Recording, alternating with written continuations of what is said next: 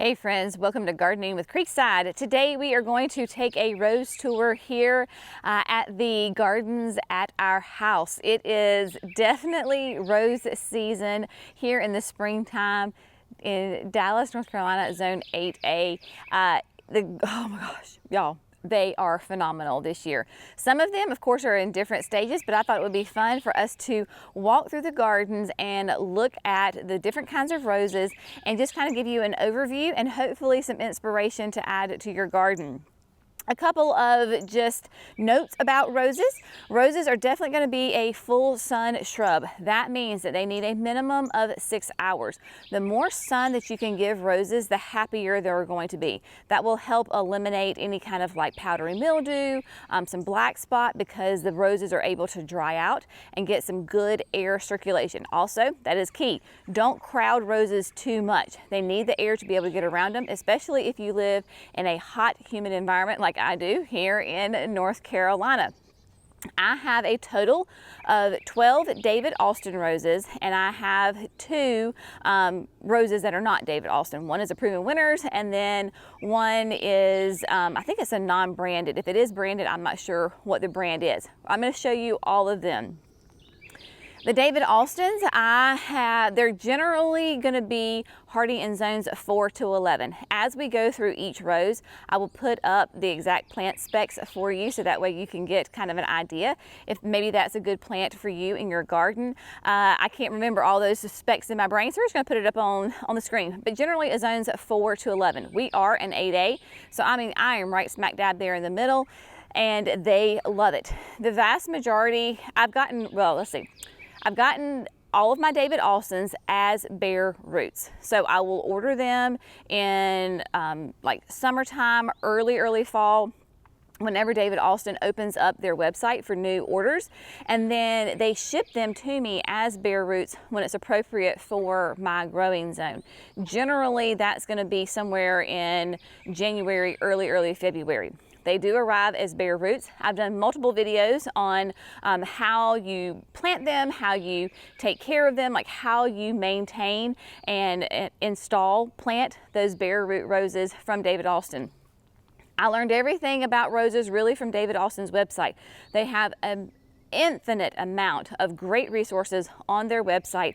So if you have David Austins or you just have roses in general, it is a great resource to look at, and they have videos, they have all the information that you want to know about how to care for your roses. So yeah, let's just dive in. The best thing too, as far as, because a lot of common questions that I get about the roses are, how do I deal with Japanese beetles, any kind of like aphids or anything that's chewing on your roses. Japanese beetles are definitely a common pest on your roses. And so what we use is the Fertilome Tree and Shrub Drench. Now, y'all, you can use whatever you want. If you want to go through and be totally organic, you will go through and you're going to pick off those Japanese beetles one by one. I just simply don't have the time and the resources to go through my entire property and hand pick all the Japanese beetles off. Of course, we use milky spores in our lawn because that will kill the Japanese beetles as a grub when they're in the ground. So that is a long-term solution. But in the meantime, we do use the Fertilome Tree and Shrub Drench. We've talked about this before. I showed you exactly how to use it in the back patio with those roses. So I will link that video if you want to look at that. That is a 12-month systemic for the roses, and I have found it to be very, very effective. How to maintain the health of your roses. Roses love compost. They love compost. So when you feed them and you amend your soil with that compost, I do it one time a year. I do it when I plant, and then every year I will come back around and top dress around the roses with that compost. That is a great way to get beautiful, happy, healthy foliage. And I think you can see here we have Princess Anne. And Princess Anne, she is just now 1 year old. But let's talk about the foliage, right? Oh my gosh, y'all, look at this. Perfection. Can you see that we have a little friend right here? he's taking a little nappy poo on the roses. Look at that. Okay, so anyway, I digress. Sorry, I could not have planned that better if I wanted to. Look how healthy the foliage is. That is because of using that Fertilome tree and shrub drench, so I don't have the sawtooth larva chewing on it. I don't have aphids. It's not time for Japanese beetles yet on them. And then this has received one application of Rose Tone. Rose Tone is the slow release fertilizer that I use on my roses, and during the growing season, basically it's once a month. So it's time for me to do that now for the next month. But that great, beautiful foliage is mainly due, what I say, is because of the nice compost around it that we've amended to it, the feeding once a month with Rose Tone, and then using the tree and shrub drench. Now, speaking of, let's get into the details here about Princess Anne. My mama's name is Anne, so I wanted to add a Princess Anne. This is a standard. I ordered it directly from David Austin, and it came as a standard. It was a bare root. It came in a long box, and it even came with the stake. And so you had down here at the bottom, it was totally bare roots, so that means there's no soil attached to it. No soil. You have your trunk, and then we had the top part of Princess Anne. I did a video when I planted it, so you can go back and check that out just to see it. But Princess Anne, I love this because of her really bright color. I mean, she is fun. She grabs your attention. She has a lovely fragrance on her. And then of course, I mean, those massive blooms, right? I mean, just huge. And y'all, literally, I planted this last January, February. So it was, you know, she's just passed the year mark and doing just phenomenally well. This is why I love David Austin, because they have such great, strong, healthy plants, and you get flowers your first year. Like she bloomed last year. So you can check out their selection of standards. A friend of mine, Tina, she got the Rubal Doll, and hers is in full bloom as well. I will also say, I have no affiliation with David Austin whatsoever. So if you love David Austin, amazing. I just happen to like them. I got into the David Austins because I had seen and heard so much about them, right? I had so many gardeners on social media and people that I know and follow and love the roses. So I was like, okay, I'm just gonna try it. I was very intimidated at first with roses because you think roses are very fussy and high maintenance. And while they do require a good amount of attention, once you understand it, to me, they are not a high maintenance plant. But this is something that you have to determine, is this worth it? Do you want to put the time and the effort into the plant? And if you do, then I say go for it. Now, I will say that we're pretty well known around here for this arch. This is the Generous Gardener, and there are two of them. Planted them, one on each side of the arch. I got the arch from Kinsman Garden Company. You can't see the arch, but I promise she's under there. And the Generous Gardener is very generous. I perhaps could have gotten away with one, but I wanted to go big, and so I did it. It is a very happy, gorgeous, y'all, gorgeous rose. It starts out a very soft pink. You can see one up here that's in the sun, a very soft pink, and then as they mature, they really do turn nearly white. They have a very nice, sweet fragrance to them. You can see that it is very, very vigorous. It is a vigorous grower. I think the height on it, David Austin, I was just looking, I think they say it is 15 feet.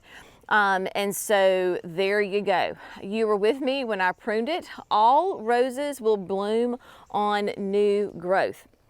The only exception to roses that bloom on old growth are going to be a few of your old-timey climbers, the ramblers. But if you have a rose that is relatively new on the market or one of the hybrids, they're going to bloom on new growth. If you want massive flower power, you need to prune them at least once a year, coming out of winter and going into spring. For me, that really is in that late January, early February kind of stage. I have plenty of videos on how to prune your roses, so you can check those out. Again, learned everything from David Austin. So go to David Austin. They will tell you how to prune a first-year rose, a second-year rose, a third-year rose. How do you prune a climber? So it's all there. But the Generous Gardener is just, y'all, she's phenomenal. And she still has a ton of buds left to open up. Of course, the wedding is almost 3 weeks from today. And so the hope and the prayer is that she will still be blooming for the wedding, because how beautiful would it be to have Alyssa and Nick here underneath the arch taking some wedding pictures. Oh, I would absolutely love it. Now, what we're going to do is we're going to bebop right over here just for a second, because behind this palette of brand new perennials from Walter's Gardens, I have got the At Last rose. At Last is one from Proven Winners, and y'all, in my opinion, in my very humble opinion, this is the best rose from Proven Winners. It was really kind of one of the original ones. It is a shrub rose. She is getting some height to her. I have her in a container, and so far she is very happy in this container. But this beautiful peachy apricot color, and y'all, the fragrance on this is simply magnificent. I mean, it smells like a classic rose. All of my roses, if I'm gonna have a rose, it's gonna smell. I do not wanna have the trouble and the maintenance on a rose if it is not going to have a delicious fragrance. And At Last certainly does. Now, a couple of maintenance tips. What I need to do is come in here and deadhead. So as you see your roses, like the blooms, see all this is falling apart? Okay, so what we wanna do is we wanna come in here and we wanna just snip it off. Right above where the leaves are, you can snip. Because roses bloom on new growth, by taking this off, pruning it back a little bit, maybe I bring it in to here, right? I cut this part off. That encourages new growth. New growth equals more flowers.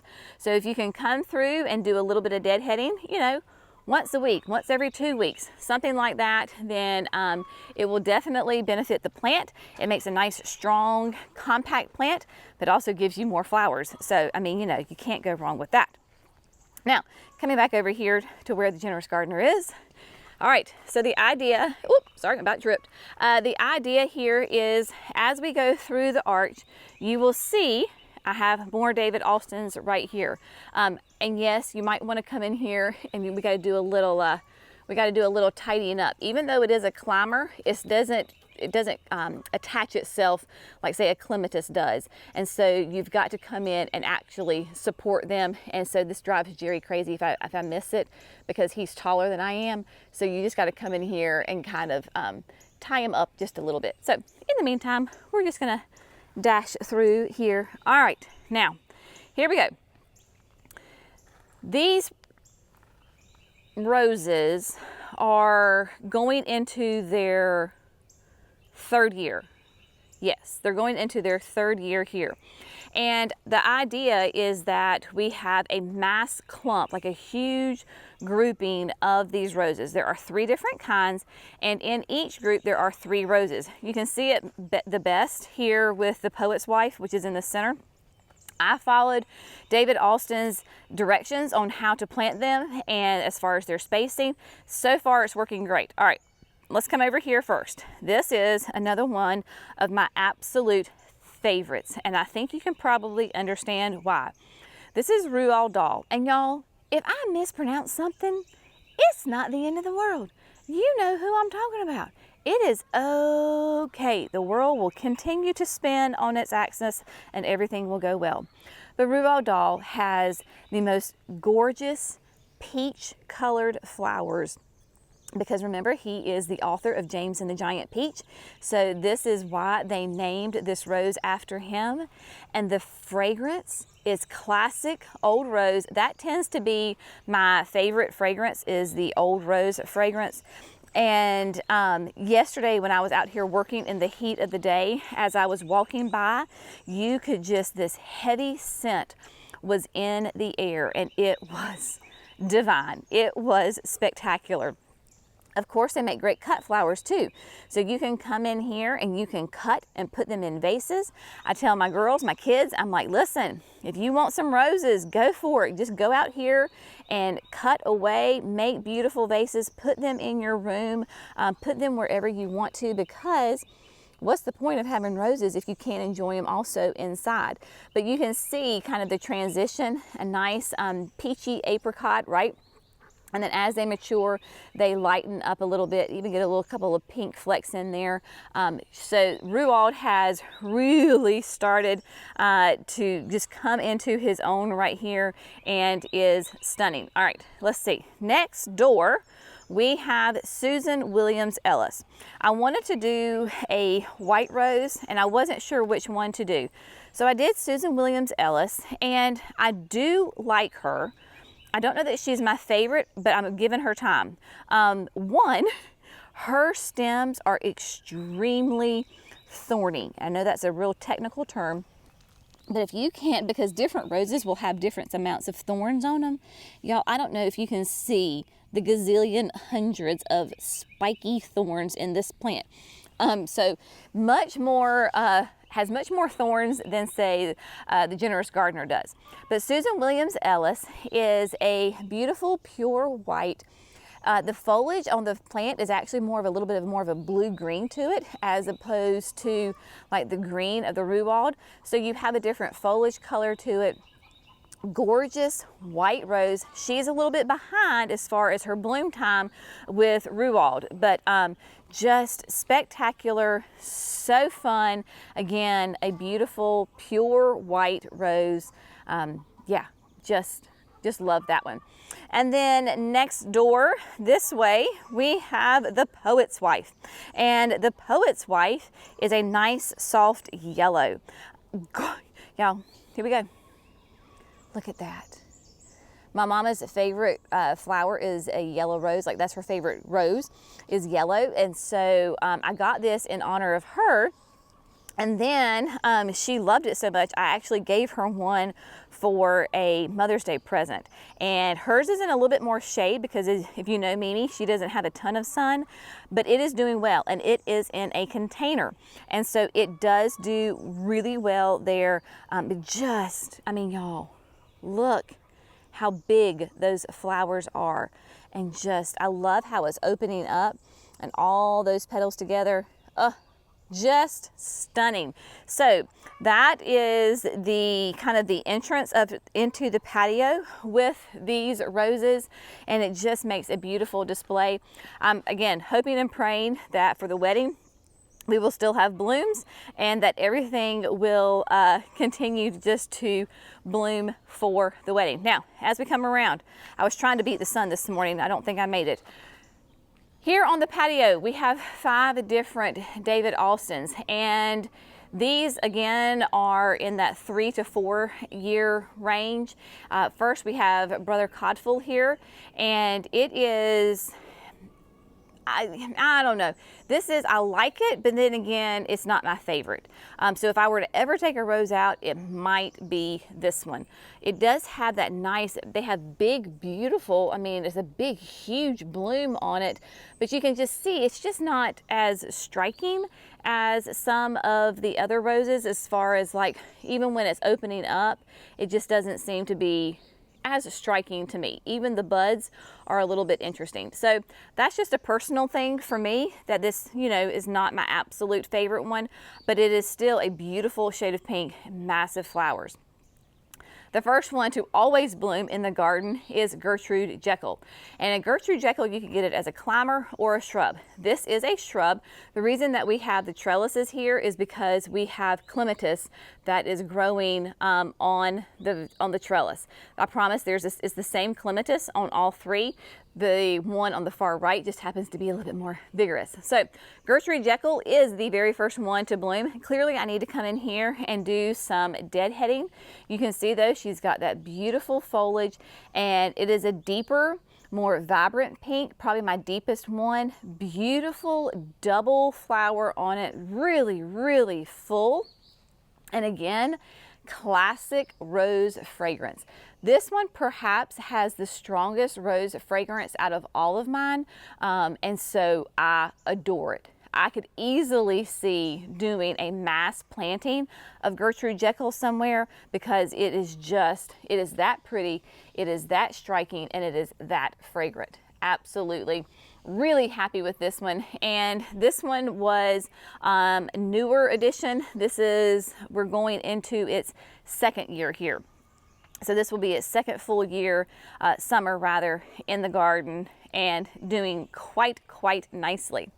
Next door, this is Scepter Jaal. Scepter Jaal has been here the entire time. So she's going into year 4, year 5 here, and such a happy, vigorous rose. Very well branched, nice and stocky. It will get tall. It will actually, as you can see here in the back, we get some height, and I will end up having to kind of stake it and attach it to the trellis because it gets so heavy and with all those beautiful flowers on it. It is a classic baby doll pink, just probably one of my favorite flowers. Not my favorite fragrance, because it has more of a myrrh smell to it, which is just personally just not my favorite. Like I said, I tend to go with the classic old rose, but she will always stay in this garden because of those flowers, and just puts on the flower power for a long time. You can see, like, we have the first flower here, and then here we have 7 buds surrounding it. I mean, just, y'all, phenomenal and gorgeous there for sure. Now, as we come around, we're going to enter into the sun. Here we have 2 more David Alstons. This is Emily Bronte. Emily Bronte is another really soft pink peach color when it first comes out, and then it will mature to like a really pretty cream. Gorgeous fragrance on it as well. You'll notice there's a little bit of an empty spot of no flowers, and that is simply because Jenny came through and filled up a huge vase full of these gorgeous flowers. So I need to come in here and do a little bit of deadheading on her, cleaning her up a little bit, but yes, so she's not quite as full with flowers, and simply it's because they're currently sitting on my kitchen table. So there you go. I'm practicing what I preach. Enjoy those flowers.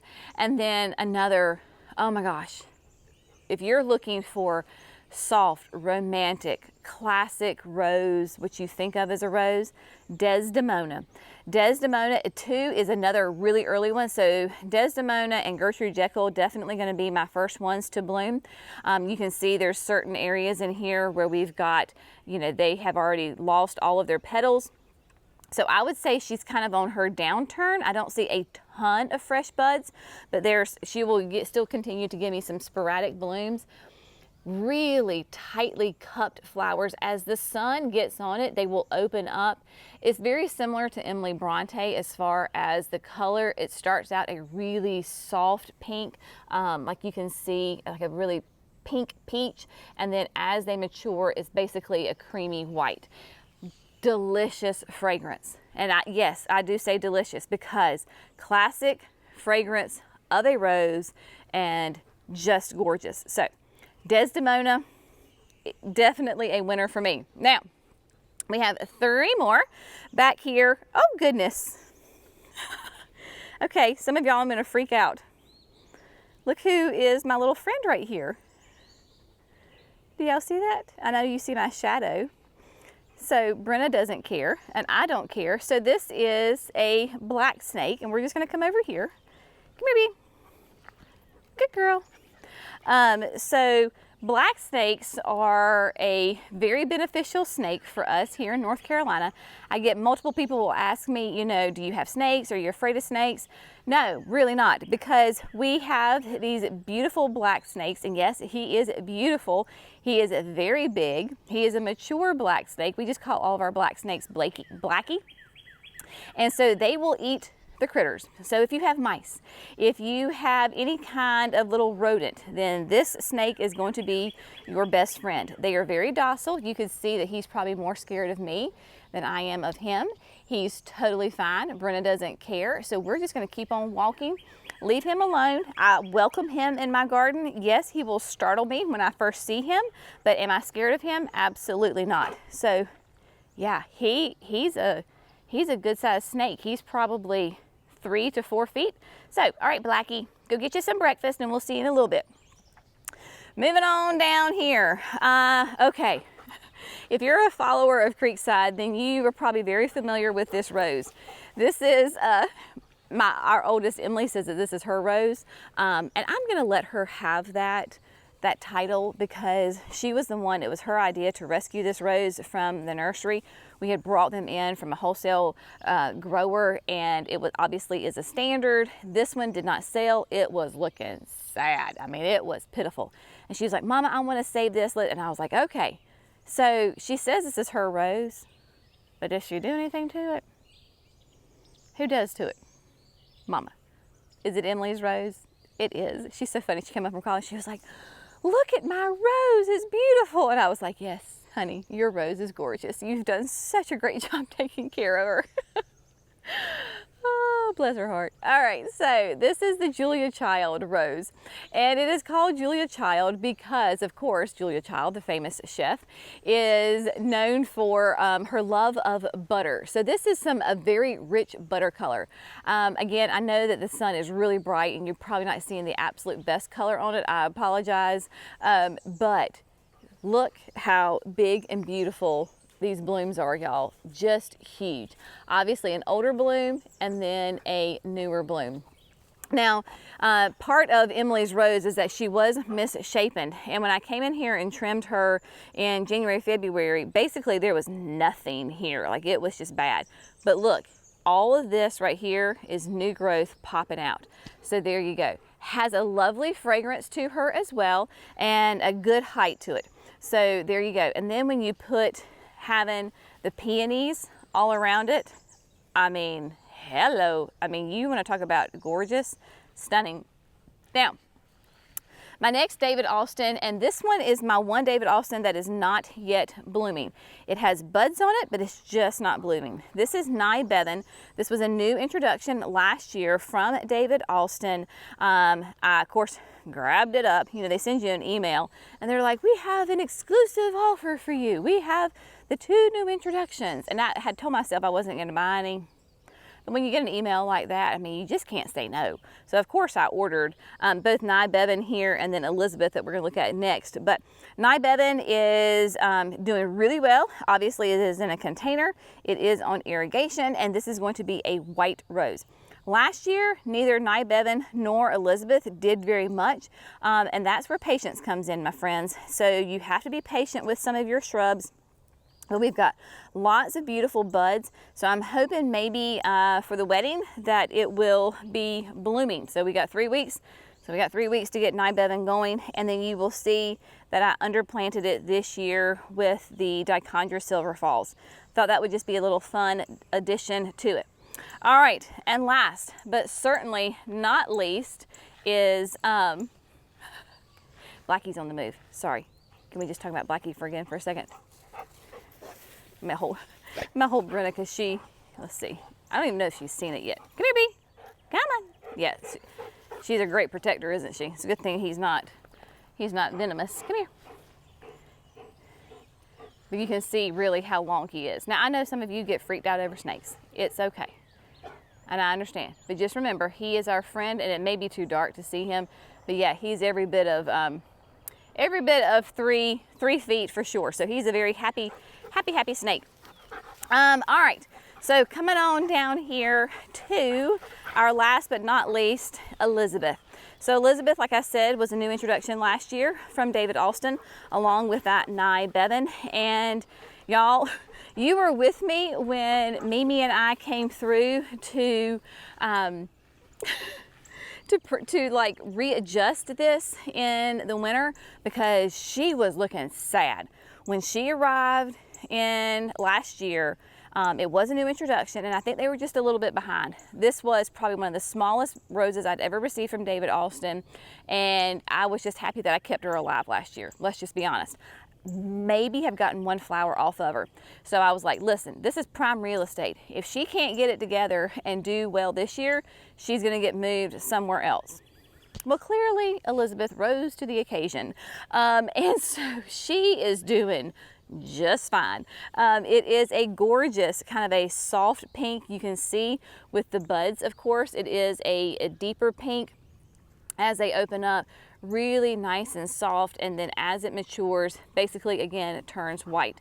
But you can see like all of these opening up, and the fragrance on her, it is still old rose. It's not a very strong fragrance as far as I'm concerned. My Gertrude Jaal, my Rubal Doll, those have a heavier, Desdemona have a heavier fragrance, but she does smell good, but you just kind of have to really get your nose up in there. And then obviously she is in a container as well. And then because of the wedding and just to beef her up, I went ahead and put the new, this is the Super Bells double white. So there's 2 Super Bells right here and then a Silver Falls, and then I just repeat that all the way through. So she is looking quite nice. I think as a general whole to the garden, the backyard is looking quite nice. Of course, the peonies are in bloom, the roses are in bloom, the petunias are doing great. We've got the spireas that are getting ready to bloom up there. So everything is looking fabulous. I know that some of you are going to ask, yes, the deck boxes. The deck boxes have not been planted yet with the summer annuals. That is tomorrow's job. It is quite a monumental task because I clean out the soil and I have to get all the soil out, put fresh soil in, then plant, and it is a labor of love for sure. So I think Jackson and I, in fact, are going to go ahead this afternoon, today, and empty out the soil, go ahead and get the new soil back in. So that way tomorrow morning I can start fresh and get those plants in, and it'll be a little bit easier. But I hope that you have enjoyed the rose tour. I hope that it has inspired you. Now, some people may love roses and they're like, it's absolutely worth it. And some of you may be going, you know, I appreciate a rose, but I don't want a rose in my garden. And that is totally fine, right? That is the beautiful thing about gardening. I can put in my garden what I want, and you can put in your garden what you want. And so that is, the differences make the world beautiful. And so there we go. If you want more information on the roses, then just go to David Austin website, right? davidaustin.com. I will say there is a European website and then a United States website. So if you're ordering, just make sure that you're on the US website and not the European one. But yeah, I mean, I would highly encourage anybody, if you're even thinking about doing roses, go for it. Find one that's the color you want, the fragrance you want, and the size you want. And you can filter by all of that on their website, and they will help you out. And like their resources and their tutorials are just amazing. But yeah, so I am certainly very, very happy about adding roses to my garden. In fact, I was thinking, I was like, you know, maybe I should get one more climber. I could put it on the side of the chicken coop. So if you have a David Austin climber that you love, maybe list that for me, and that might help inspire me. I don't know, I keep going back and forth, but one can never have too many roses in the garden, I don't think. All right. As always, thanks so much for gardening with Creekside. Y'all have an amazing day. We'll see you in the next video. Bye, friends.